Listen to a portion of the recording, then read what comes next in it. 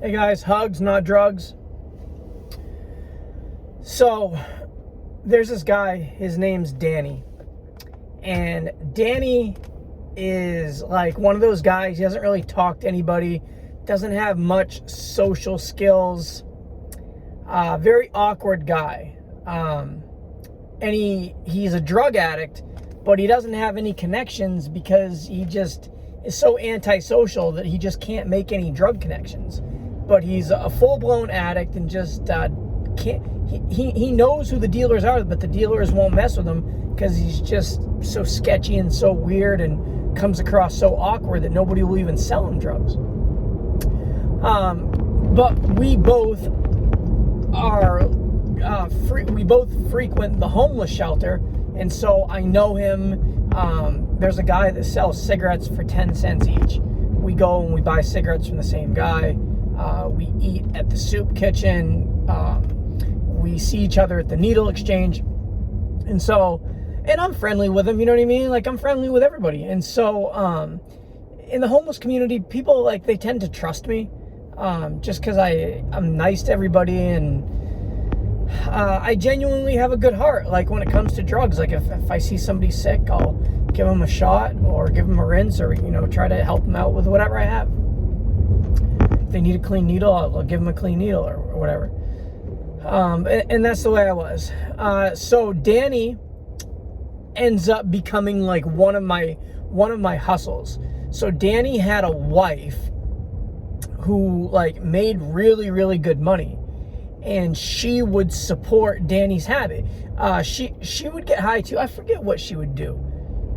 Either they would split their bag or she would smoke crack. I don't remember, but she was an addict. That's getting off the point. But so Danny gets the money from his wife.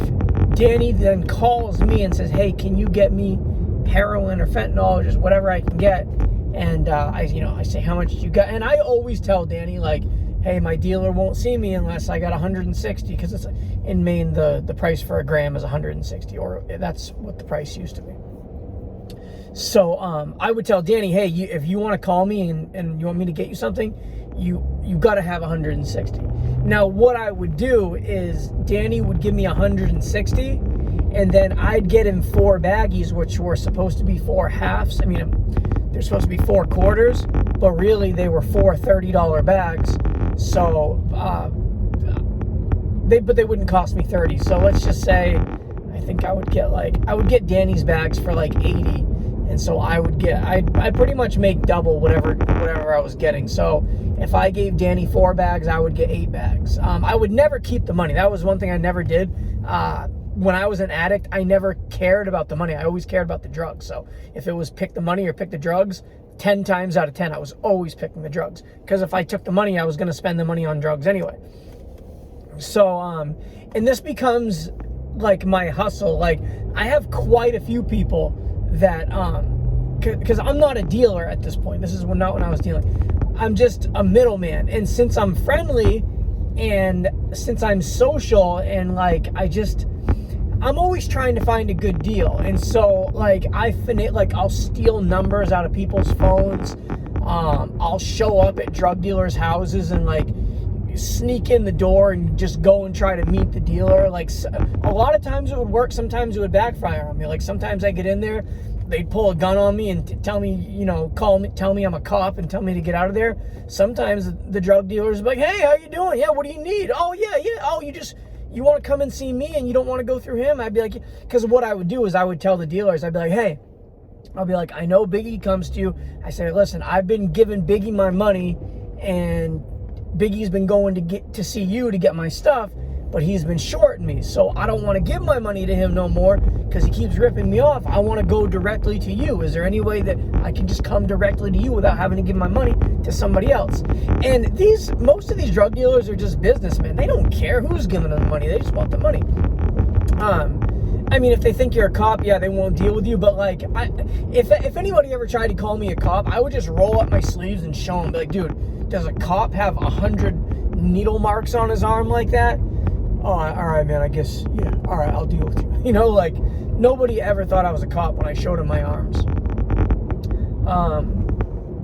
Yeah, like, and so I had these connections throughout the city, and I could get deals, like I could get whatever. So I had multiple people that would call me and like, hey, can you get me this? And I'd be like, yeah, how much money do you got? And so what I would do is people would call me and I'd say, hey, meet me in 1 hour on Broadway at 864 Broadway. And what I do is I'd have everybody meet at 864 Broadway at the same time. So everybody'd meet there. I'd grab 160 from one person. I'd grab 160 from another person. I'd grab 80 from another person. I'd grab 100 from another person. You know, get like $500-600, and then I'd go and see the dealer. And when you go and see the dealer and you got a nice chunk of money, then you're getting a nice chunk of drugs. So then what I do is I get my nice chunk of drugs, and I've always got my extra little baggies. And so I bag everybody's up. I take a little for myself. I put theirs in the bags, and I give everybody what they paid for, and then I got mine. And usually what I got is a lot more than what they got.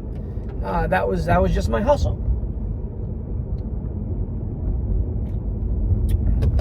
And so since I was homeless, what I would do is I had certain junkie friends who were drug addicts that didn't really have a hustle, but they had a state-issued apartment. They had HUD housing. So in Maine, it's cold, and I don't like sleeping outside. I was never one of those people that could just sleep outside on a park bench. I couldn't do it. I had to be like, I could be on a living room floor, you know, like even a bathroom floor. Like I needed to be inside, you know. And so what I would do is sometimes people would call me, or I'd call them, the people that had apartments. I'd be like, hey, I'm on the street. If I get you well, getting you well is usually $10-20 worth of drugs. Hey, if I get you well and if I give you some dope, can I spend the night at your house tonight? And almost every single time it's like, yeah, come over. Where are you at? How fast can you get here? And that was the way that I kept myself off of the street. And a lot of times I had warrants. So the police, I wouldn't say the police were like looking for me. Maybe they were. But if they saw me, they would stop and try to arrest me. That's the way it was. So, hold on, guys. I'm in an air. I don't even know where I am right now. So that was my hustle. I would use my resources to create more resources. And I would take my drugs, and I was never a good drug dealer, but I was always good at selling like a little bit. Like I could, somebody come up to me like, because dealers won't see you unless you got like $80, or some won't see you unless you got 160. So people would come up to me like, hey, I got $10. Can you help me out with anything? And I would sell $10 worth. Don't matter to me. Yeah, here, I'll give you a little bit for $10. And I'd take that $10 and I would use that for the next play. Like, let's say somebody's like, hey, I've only got 70 and I gotta go see J-Rock. Yo, I got 10, I'll throw in with you, but I'm gonna need 20 out of that sack. You know, and that's just the way I was doing things. But all right, I'm pulling over so I can focus. But to get back on the story of Danny, okay? So Danny, like I said, calls me all the time for stuff. And the way it usually works sometimes, because I'm always calling different dealers have me do different things. Like some dealers will let me get in the car with them. Some dealers want me to wait on a certain corner. Some dealers want me to meet at a gas station. You know, it's all different. But this particular dealer, KSL, he liked to meet on the street, and it was like 2 streets over from where he lived. So we would meet on this street. So I'm with Danny and his wife, and his wife's driving, and KSL says, hey, meet me on the street. I'm like, cool. And so I got Danny's money. Danny parks. KSL's parked in front of us, and I get out. I said, hey, I'll be right back. Keep in mind, guys, we've done this many times. Like, this is not like something new to me and Danny. I've been getting stuff for Danny like many times. So I get out of the car and I go inside KSL's car, and KSL is always paranoid about cops, so he just wants to spin the block a couple times. So I get in his car and he drives off, and I know what KSL is doing. He's just driving around. He's going to drop me right back off where I was. Well, we drive and I see Danny, and they're behind us the whole way, and I see them. I look in the mirror and I can see them, like, you know, moving around, and I know what they're thinking. They're thinking I'm trying to rip them off, right? Like I'm trying to take their money. And so KSL gets to a stop sign, and Danny jumps out of the car, and KSL's like, well, what is this? What is this guy doing yelling at my car? And KSL's paranoid, like why is he bringing heat? Why is he bringing attention to me? So I said, KSL, I said, those are my people. I said, those are the guys that I'm getting stuff for. I said, thanks for the stuff. I said, I'll call you later. And so I get out. I'm like, Danny, I'm like, come on, man, what's going on? And he pulls out this knife, right? I'm like, and he says, you better give me my shit. I'm like, Danny, I said, I got it tucked, because I would get my stuff and I would tuck it between my cheeks. And so I'm like, Danny, I'm like, I got it. And he's like coming at me like he's gonna stab me. I'm like, Danny, I'm like, dude, I said, let's go. I said, I'm going with you. And he was really, I think he did like swing at me. Yeah, he did swing at me, but I calmed him down. Danny I think he was schizophrenic too. So we get in the car, and I'm like, Danny, I said, why would you do that, man? I said, we've been doing business a long time. I said, have I ever ripped you off? And he's like, no, you've never ripped me off. I'm like, well, why would I do it now? Like, what? He's like, well, you got in the car with KSL and you guys took off. I said, yeah, dude. I said, we always do that. I said, we were just going to spin around the block and he was going to drop me right back off. And so I gave him his stuff, and so I stopped dealing with him after that, because I'm like, man, if this dude's gonna like just straight stab me like this, like that's I can't be. And KSL didn't want him around. KSL was like, hey, if that dude's gonna be around, do not call me. I don't want a guy in a knife coming out in front of my car when I'm like, because the cops already knew who KSL was, so like. He's like, I don't want any more attention drawn on me than what has to be. And so that was that. So there was another guy, and this guy's name was Danny, another Danny, since we're talking about Danny. And me and Danny met. How did we meet? I don't remember exactly how we met. But Danny was a full-blown, he had a car, that's right. Danny had a car, and I went up and just asked him, I'm like, hey, if I give you some dope, can you give me a ride, or something like that?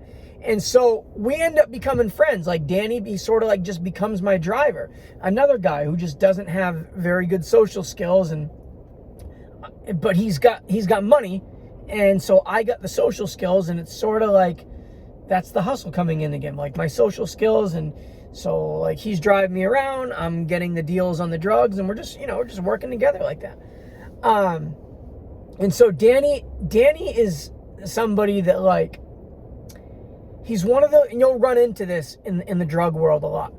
These are guys that consistently make bad decisions when it comes to using. And what I mean by that is, you'll go to a dealer and we'll get a bag. I got my bag, Danny's got his bag, and I know the stuff is strong, so I put like a quarter of my bag in the tin and I mix it up. Well, Danny, he doesn't put a quarter in, and my tolerance is bigger than Danny's, right? But I'm only putting a quarter of the bag in. Well, Danny puts in 3/4 of the bag, right? I'm just like, Danny, like, you sure? No, I want to feel it this time. Like, Danny, man, this stuff's really strong. Like JoJo just died from it like yesterday. Do you really want to do that much? And of course, he draws up the shot, does it, and falls asleep. And then I got to give him Narcan and, wake him back up. And it's very common, like, people who just like don't really measure what they're doing, and they don't really care how much. Like, I always measure. I always make sure, like, I am not dying today. Like if I'm going to a new dealer and it's new drugs, then I'm trying it out. I'm doing a tester. I'm testing it. If it's good, then I'll do more. If it sucks, then I'll do more. But I always tested stuff. I always like tried to not die.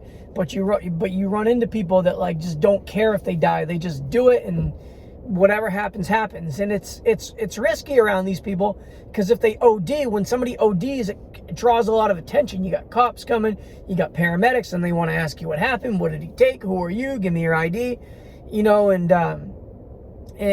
when you're a drug addict and you got warrants, it's not cool.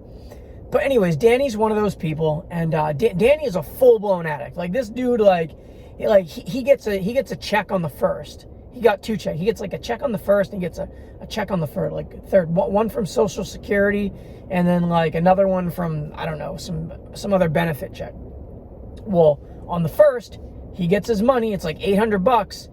He puts a little bit of gas in his car, and he spends his entire check on dope. Okay, the third comes, he gets his other check, puts a little bit in gas, maybe not even any in gas, and spends the rest on dope, right? So he spends all his money on dope. Well, what happened is he ended up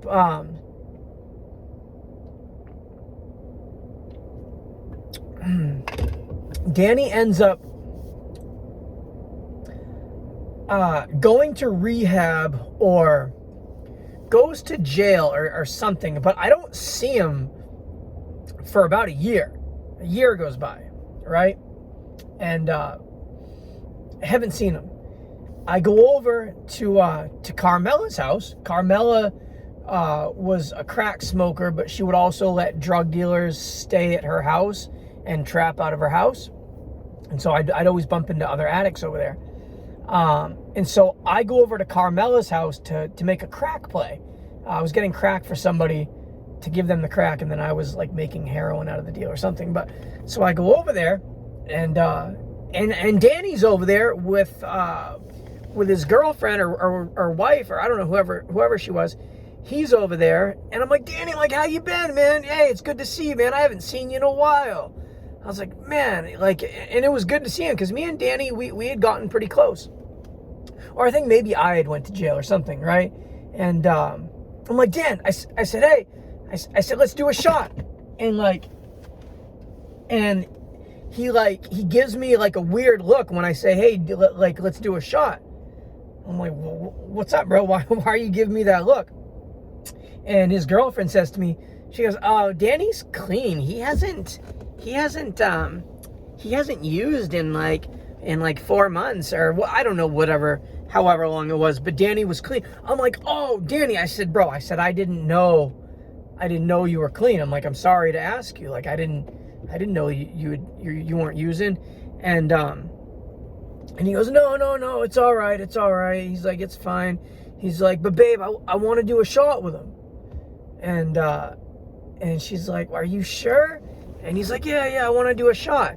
And I'm just like, oh, geez, what did I do? You know, like, I didn't know he had been sober. And so we do a shot, and that was that. And I part ways. And I ended up talking to his girlfriend about, I don't know, like a week later, maybe it was a few days later. It was a short period. Might have been 3 days, might have been a week, I don't know. But I bumped into her, and she was crying. I said, hey, I said, what's going on? I said, where's Danny? She goes, Danny died. I'm like, what? I said, I just saw him the other night over at Carmela's house. I said, what happened? He overdosed, and he's dead. And I'm just like, oh my gosh. And so, it was my fault for he was already an addict, but it was my fault for getting him back on the train again. And guys, this story that I just told you, that's a common story among drug addicts. It happens all the time. It's actually not the first time that it's happened to me. And so I feel bad about that.